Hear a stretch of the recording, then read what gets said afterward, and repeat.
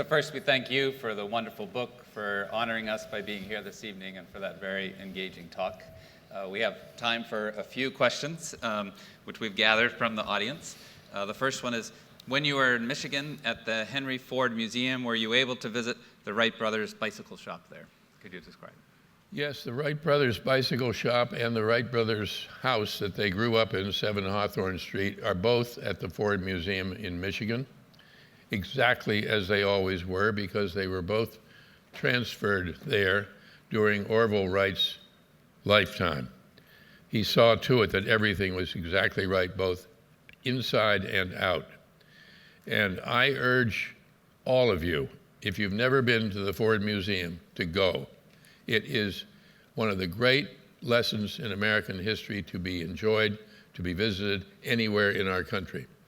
And certainly to be able to walk into that house and imagine that that was their university, or to walk into that bicycle shop and imagine this little place was where the idea was hatched, where it was worked out, and where innumerable problems that we don't know about and that I didn't have time to discuss this evening were also worked out.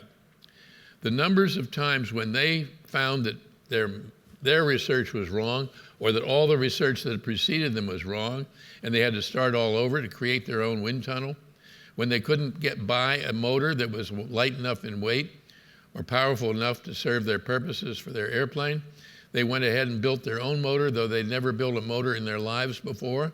And they built it of aluminum, which nobody had ever thought of or tried before.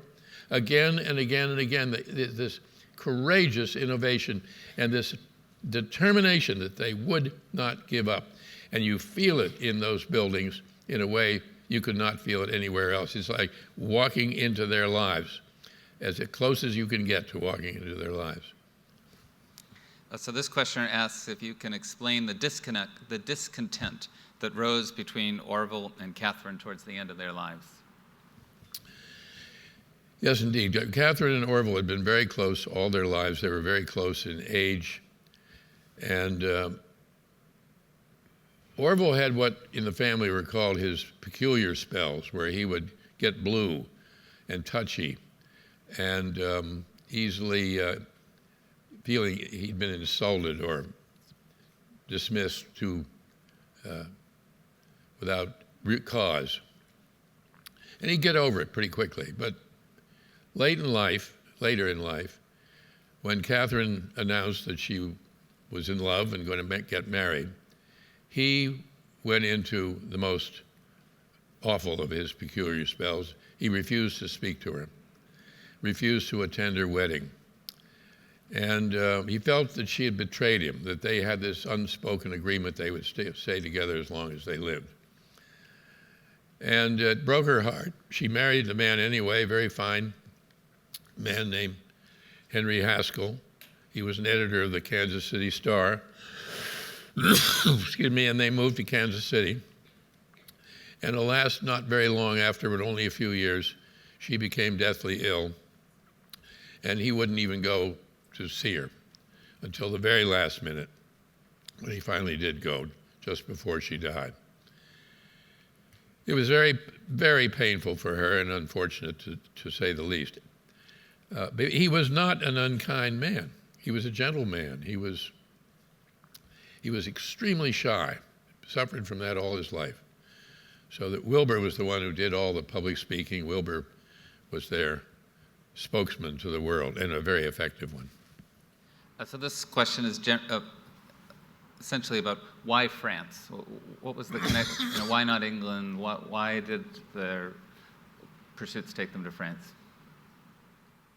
I once asked a very beautiful woman why it was she'd chosen to marry her husband, and she said, he was the one that asked me.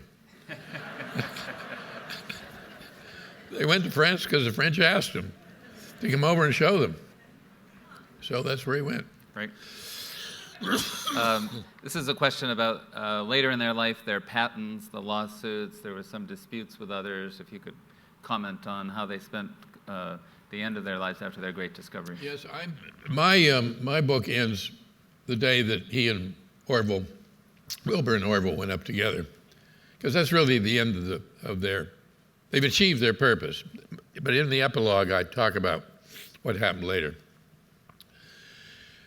And both brothers greatly disliked business. They just weren't made for it.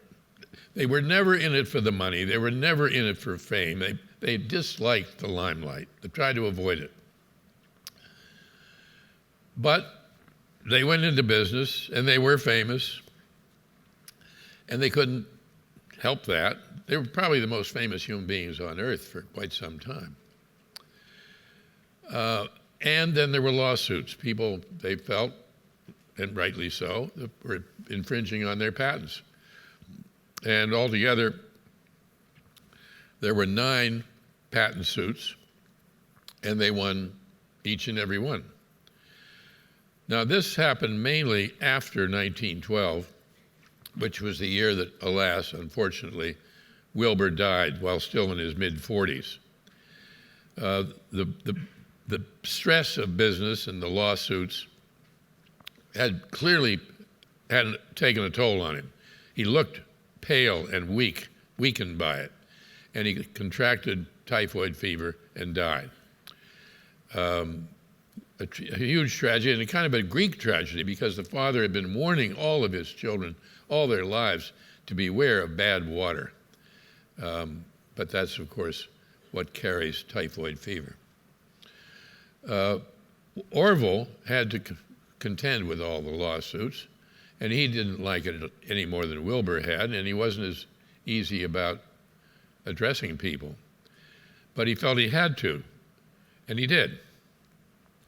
He also lived, as Wilbur did not, to see the airplane used as a weapon of war, first in World War I and then with the devastating results in World War II. And people would say to him, how do you feel about this, the terrible destruction and death that your invention has caused? And he said, we never expected anything like this, and I don't feel good about it.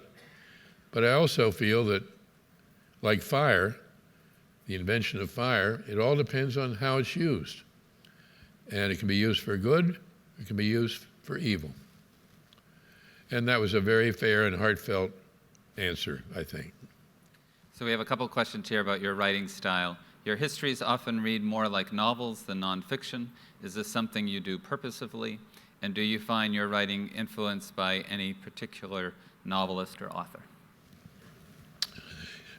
Yes. I should note that that's from a UMass Boston student. Good. Yes, I do want to write like the great novelists, but I have to tell the truth. I can't make anything up. I can't make up dialogue. I can't make up facts or change things. But my feeling, strong feeling, has been for more than 50 years now, that what really happened is extremely interesting. They are great stories. Again, let me credit President Kennedy. President Kennedy, in one of his early press conferences, talked about Barbara Tuchman's The Guns of August. And I went right out and bought that book and read it. And it was Barbara Tuchman who said, there's no trick to interesting people in history, writing history, or teaching history. She said, I can answer that in 2 words: tell stories. Only the stories are true. And as in telling a story, you have to soak it up in all kinds of ways. You have to go to places where things happen. You have to get a feeling for the people. It's about people. History is human, when in the course of human events. And you have to smell the night air if it's taking place in the jungles of Panama or the coal fields of Pennsylvania. And you have to talk to plenty of other people about what they knew from growing up there. One of the very important things about having presidential libraries at the location where the president came from is that you go not only to the library, you go to the place.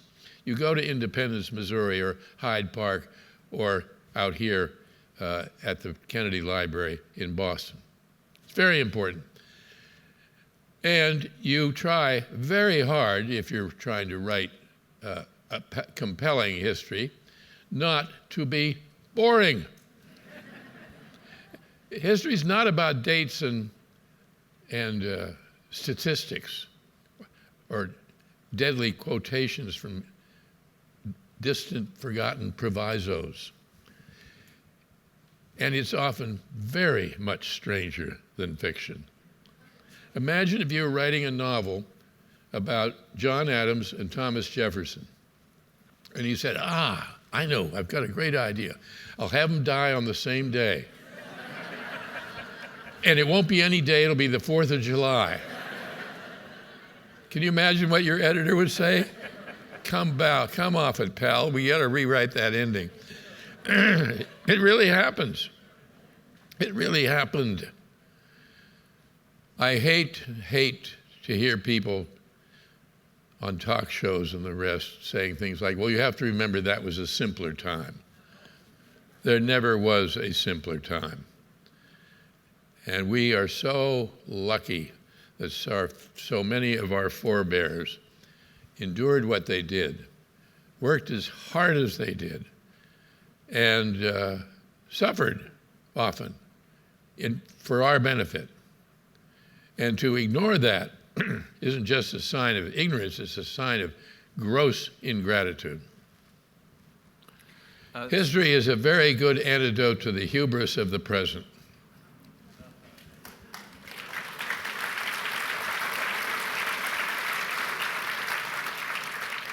So we have a couple last questions. This one's from a member of the audience who really came prepared with a typed question with incredibly small font.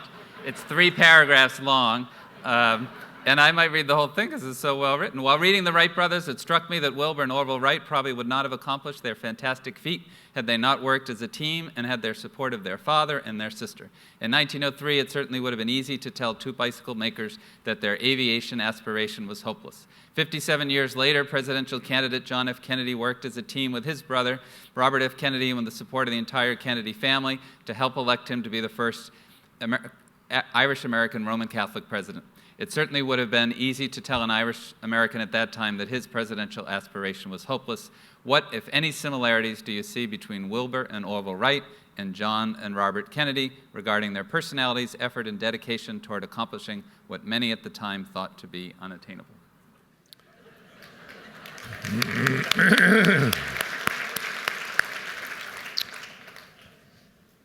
Courage. Tremendous courage. And it wasn't just physical courage, intellectual courage, that you're willing to go against the mainstream. Often, so much of the theme of Kennedy's profiles in courage. Sense of humor, a refreshing tonic of a sense of humor, which the Wright brothers and their sister definitely had. The determination to achieve something of value and not give up. And when people say it can't be done, can't elect a Roman Catholic, can't achieve flight to the moon, that didn't deter John Kennedy at all. Youth, bigger. The Wright brothers were in phenomenal physical condition, and they stayed that way. I think Wilbur was a genius. I don't think there's much question about it. Orville was brilliant and technically very innovative. But Wilbur was brilliant. He saw beyond. He had a reach of mind that was rare. I can't say for sure that Jack Kennedy was a genius, but he certainly had a reach of mind far beyond all but a very few people I've ever encountered in political life. And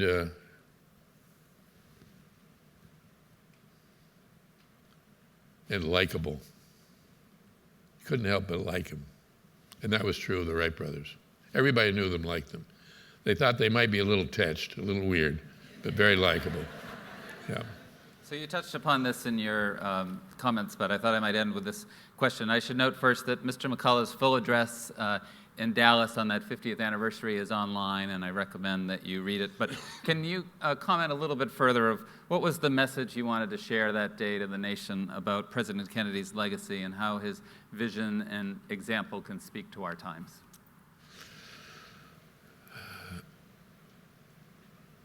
That we all need someone who lifts our sights higher and who does it not just by his actions, her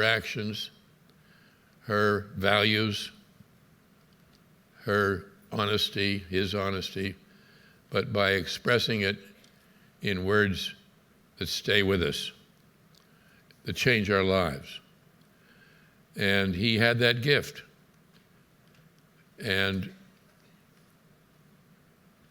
we'll never know, because his presidency was so abbreviated, what kind of a presidency it might have been.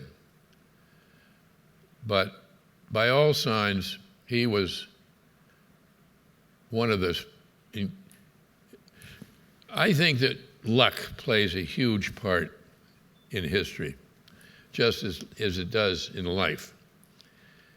Think of what luck we had that George Washington was our first president, a man of total integrity, who did everything he ought to have done as commander-in-chief, not just for 8 years, but for 16 years, because we had no president when he was commander-in-chief of the Army, and then, of course, he became 8 years our president.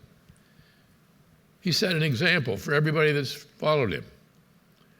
The luck of Abraham Lincoln being elected president, and the luck of John Kennedy coming along, just when we needed it, just when we needed a sense of the spirit and vitality of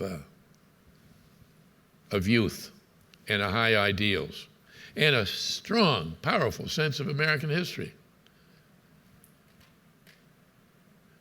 If only he had lived longer.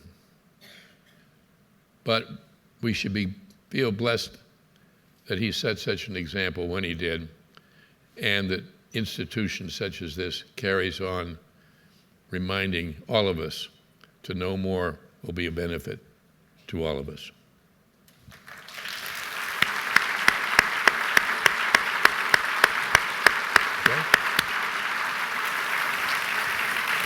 That was wonderful. Thank you.